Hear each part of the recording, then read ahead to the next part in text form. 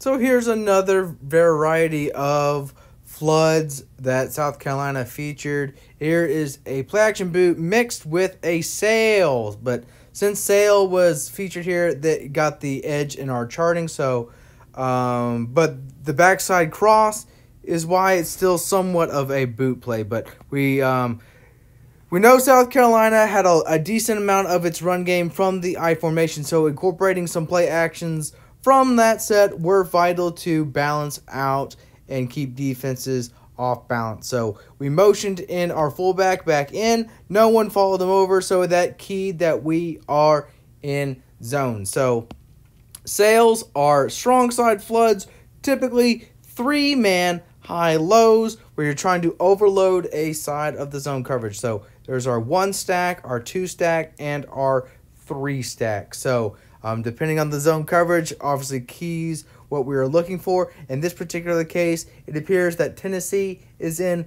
cover 3. So this guy will be our hook corner defender. He'll be our deep third defender, meaning with him keying in on the flat and him keying in on the vertical, no one will be left to stop our intermediate out route off play action. So that's what happens here. So even though South Carolina didn't call the buck sweep from the I formation, it still fools the linebackers nonetheless to draw them in.